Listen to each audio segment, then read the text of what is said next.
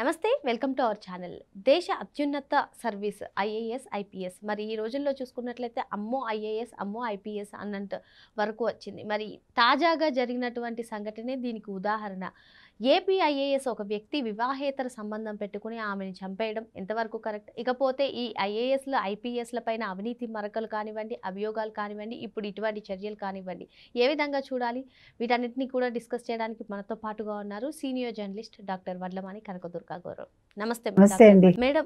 IAS IPS అనగానే బాబోయ్ ఐఏఎస్ఆ బాబోయ్ ఐపీఎస్ఆ అని అన్నంత వరకు వచ్చేసింది పరిస్థితి. మరి మనం చూసుకున్నట్లయితే ఆంధ్రప్రదేశ్లో లిక్కర్ స్కామ్లో వరుసగా అరెస్ట్ అవుతున్నారు అధికారులు. మరి ఐఏఎస్ల పైన ఐపీఎస్ల పైన ఇటువంటి అభియోగాలు, అవినీతి మరకలు, ఈరోజు తాజాగా జరిగినటువంటి ఘటన ఒక ఐఏఎస్ ఒక ఆవిడ్ని చంపేసి తన విధులకు తానే వెళ్ళిపోవడం ఎంతవరకు కరెక్ట్? ఈ విధంగా దేశ అత్యున్నత స్థానాల్లో పనిచేసేటువంటి అధికారులే ఈ విధంగా పాల్పడడాన్ని ఏ విధంగా చూడాలంటారు? అమ్మో ఐఏఎస్ ఐపీఎస్ అనే ఒక స్థితికి ఇవాళ ఆంధ్రప్రదేశ్లో ఐఏఎస్లు ఐపీఎస్లు వచ్చారు. అంటే అందరూ నేను అంటల్లా, జగన్మోహన్ రెడ్డి హయాంలో ఎవరైతే పనిచేశారో వాళ్ళల్లో ఎక్కువ మంది మీరు అన్నట్టుగా అవినీతికి వాళ్ళు దాసోహం అయిపోయి జగన్మోహన్ రెడ్డి మాట కాదనకుండా ఆయనకు తగ్గట్టుగా వ్యవహరించి వాళ్ళ ఉద్యోగ ధర్మాన్ని కూడా వాళ్ళు మర్చిపోయి ఒక బానిసలుగా పనిచేశారు. కానీ అందులో ఇప్పుడు మనం మాట్లాడుకుంటున్న ఐఏఎస్ కూడా ఉన్నారని తెలుస్తాం. ఈయన స్వతహాగా మంచివాడే కానీ అంటే ఎప్పుడు కూడా మీకు మీ స్నేహితుడు ఎవరు నీ సంగతి తెలుస్తుంది అంటారు. సో ఆయన సహవాస దోషం వల్ల చెడిపోతారంటారు. జగన్మోహన్ రెడ్డితో సహవాసం చేసి వీళ్ళందరూ అంటే ఆయన దగ్గర పనిచేసి ఈ మీరు అన్నట్టుగా అవినీతి మరకలు అంటించుకున్నారు. స్వతహాగా మంచివాడైన ఒక వ్యక్తి, ఒక ఐఏఎస్ ఒక కుటుంబంతో అంటే సంతోషంగా ఉంటున్న సమయంలో వేరే మహిళతో పరిచయం అయ్యి ఆ పరిచయం ఎంత దూరం వెళ్ళిందంటే కుటుంబాన్ని నిర్లక్ష్యం చేసేంత దూరం వెళ్ళింది. పోనీ అక్కడితో ఆగిందా? సహజీవనం చేశారు, కరెక్టే. సహజీవనం చేసిన పెద్ద మనిషి అంటే ఒక అనుమానం పెంచుకున్నాడు ఆవిడ మీద. అది జరుగుతుందండి. ఎందుకంటే మీకు ఒక మనిషిని మీరు ఇష్టపడ్డప్పుడు ఈ మనిషి నాకు దక్కుతుందా దక్కదా, అది లీగల్ కాదుగా.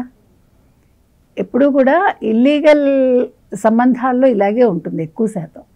ఒక పొసెసివ్నెస్ ఆడవాళ్ళకి మగవాళ్ళ మీదో, మగవాళ్ళకి ఆడవాళ్ళ మీదో, అంటే మనకు తెలియకుండా వీళ్ళు వేరే వాళ్ళతో వెళ్ళిపోతున్నారా, మనని కాదంటారా, ఆ ఇష్టంలోంచి వచ్చిన ఒక అనుమానం అన్నమాట. అది మంచిది కాదు. అంటే వాళ్ళు ఎంతలా అయిపోతారంటే ఇంకా పొసెసివ్నెస్ అనేది ఎక్కడికి తీసుకెళ్తుందంటే వాళ్ళు నిల్చున్నా కూర్చున్నా కూడా అనుమానం పెనుభూతంలాగానే ఉంటుంది. అది అనుభవించేవాడికి తెలుస్తుంది.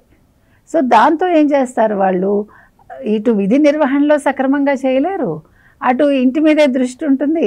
అంటే వచ్చి వెళ్ళడమో, లేకపోతే ఒక కన్నేసి ఉంచడమో, లేకపోతే ఎవరినో నిఘా పెట్టడమో రకరకాలుగా చేస్తారు.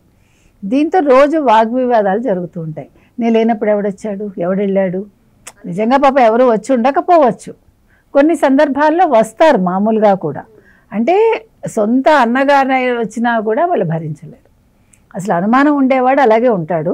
అందులో ఇలాంటి ఇల్లీగల్ సంబంధాల్లో ఇంకా ఎక్కువ ఉంటారు. సో ఆ అనుమానంలో, ఆ కొట్లాటలో ఈయన కొట్టిన దానికి ఆవిడ పడిపోయి చనిపోయింది అంటారు. సో వెంటనే హాస్పిటల్కి తీసుకెళ్ళినా కూడా ప్రాణాలు దక్కలేదు. ఆయనకుండే ఇన్ఫ్లుయెన్స్ ఉపయోగించి మెడికో ఇది ద్వారా ఆయన మొత్తానికి అది మాఫీ చేసుకుని ఏదో చేసుకున్నాడు ఆయన. అది మరి శవాన్ని ఏం చేశారు ఏంటి అన్నీ సహజ సిద్ధంగా చేశారా మనకు తెలియదు. ఆయన మీరు అన్నట్టుగా ఆయన విధులకు ఆయన హాజరవుతున్నారు. సో ఇది ఒక పేపర్లో వచ్చింది వాళ్ళ కథనం. ఇది నిజంగా జరగకపోతే మీకు ఇంత దూరం కథనం రాసేంత ఇది ఆ పత్రిక అయితే చెయ్యదు. వాళ్ళ మీద గాసిప్స్ ఇవ్వరు వాళ్ళు. ఆ వ్యక్తి కూడా ఒక మంచి కీలక శాఖలో చేస్తున్నారని తెలుస్తుంది. ఇక్కడ పేరు ఇమ్మెటీరియల్ కానీ మనకి ఒక ఐఏఎస్ అన్నప్పుడు బాధగా అనిపిస్తుంది మనకి. అంటే ఎంత ఉన్నత చదువులు చదివినా కూడా మనిషికి ఉండే సహజ గుణం ఏదైతే ఉంటుందో అది పోదు. మీకు ఎలా ఉంటుందంటేనండి, ఇప్పుడు చూడండి, మనం ఒక వాసనకు అలవాటు పడతాం అనుకోండి. అంటే ఏ వృత్తి చేసే వాళ్ళకి ఆ వృత్తి వాసన అనేది ఒకటి ఉంటుంది కదా. పువ్వులు అమ్మే వాళ్ళకి ఆ పువ్వుల దగ్గర వాళ్ళకి హ్యాపీగా ఉంటుంది. చేపలు అమ్మే వాళ్ళకి అది చేపల వాసన వికారంగా అనిపించదు, మనలాంటి బయట వాళ్ళకి వికారంగా ఉంటుంది. అవునా కదా? అలాగే తిట్లు కూడా. ఇప్పుడు ఇళ్లల్లో తిట్లు ఎట్లా ఉంటాయి అంటే కులాన్ని బట్టి తిట్లు ఉంటాయి. మీరు నమ్మితే నమ్మండి. బ్రాహ్మణ ఇళ్లల్లో వెధవ, శ్రాద్ధం, పిండాకుడు ఇవే మాటలు వస్తాయి. వేరే వాళ్ళకి వాళ్ళ వృత్తిపరంగా కూడా కొన్ని పదాలు వాడతారు. ఎందుకు చెప్తున్నానంటే ఈ ఐఏఎస్ అనే వ్యక్తి ఈ రకంగా చేయటం అనేది చాలా బాధాకరం.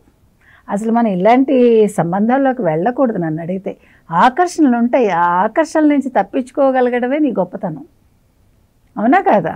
అందులో ఒక పొజిషన్లో ఉన్నప్పుడు అవతల వాళ్ళు మిమ్మల్ని ఆకర్షించడానికి ప్రయత్నించవచ్చు, లేదు నిజంగా ఆకర్షణకు గురవ్వచ్చు, రకరకాలు ఉంటాయి. అది మన సినిమాల్లో ఎన్నో చూస్తాం. ముఖ్యంగా సునీల్ ఒక సినిమాలో నాకేసారా మా నాన్నని అంటాడు చూడు, అతను బాధపడతాడు. అంటే వాస్తవాలు అవి. మనం చిత్రసీమలో కూడా ఇలాంటివి ఇదివరకు చూసేవాళ్ళం, ఇప్పుడు అన్ని రంగాల్లో వచ్చింది అది. అంటే ఇప్పుడు సహజీవనం అనేది ఎప్పుడైతే ఎక్కువైపోయిందో దీనికి ఈ ఫీల్డ్ అనేం లేదు, అన్ని రకాల ఫీల్డ్ల్లోనూ ఇవి వచ్చాయి. కాకపోతే ఏంటంటే మనం ఆలోచించుకోవాలండి whether how to go for it or not అనేది. అది ఎంత దూరం వెళ్తుందంటే ఇప్పుడు చూడండి, కుటుంబాన్ని నిర్లక్ష్యం చేసి ఆ పిల్లలు ఎంత బాధపడతారు. తండ్రి మన దగ్గర లేకపోతే పిల్లలకు ఆ బాధ ఉంటుంది కదా, తల్లి లేకపోయినా ఉంటుంది. నిన్న మీరు చూసారా, ఇరాకీ పిల్ల, చిన్న పిల్ల ఒక తల్లి బొమ్మ గీసుకుని దాని మీద పడుకుంటే అది ఎంత హృదయ విదారకంగా ఉంది మనకి. నేను అనేది అది కుటుంబాలను ఎందుకు నిర్లక్ష్యం చేస్తారు? మీకు ఇష్టమై పెళ్లి చేసుకున్న కష్టం నిష్ఠూర్వం మనం వెళ్ళాలండి. లేదు పూర్తిగా తెగతెంపులు చేసుకున్నాక ఇలాంటి సంబంధాల్లోకి వెళ్ళాలి, అంతే తప్ప ఒకళ్ళని బాధ పెట్టి మీరు ఈ రకంగా చేసి. నేను కొంతమంది ఆడవాళ్ళని చూశాను, ఫస్ట్ ఇలాంటి సంబంధాల్లో చాలా బతిమాలుకుంటూ నువ్వంటే నాకు చాలా ఇష్టం, నేను చచ్చిపోతాను బెదిరించి వచ్చి ఎంత దూరం వెళ్తుందంటే నీ భార్యను వదిలేస్తావా వదిలేవా అనే స్థితికి తీసుకెళ్తారు. బెదిరింపులతో ఈ సంబంధం కొనసాగుతుంది. అది నిత్యం ఒక అగ్నిహోత్రంలో రగులుతూనే ఉంటుందన్నమాట. కాబట్టి ఇలాంటి సంబంధాలకు దూరంగా ఉంటే మంచిదండి. తొందరపాటు ధోరణులు కూడా పనికిరావు. మీకు నచ్చకపోతే వదిలేయాలి. అనుమానాలు పెంచుకుని జీవితాలు పాడు చేసుకుని మీ జీవితంతో పాటు మీ కుటుంబ జీవితాన్ని పాడు చేసి ఒక మహిళని మనం అంటే చంపేయడం అనేది ఎంతవరకు సబబని మనం అడుగుతున్నాం. మరో అంశంతో మళ్ళీ కలుద్దాం. Thank you madam. Thank you.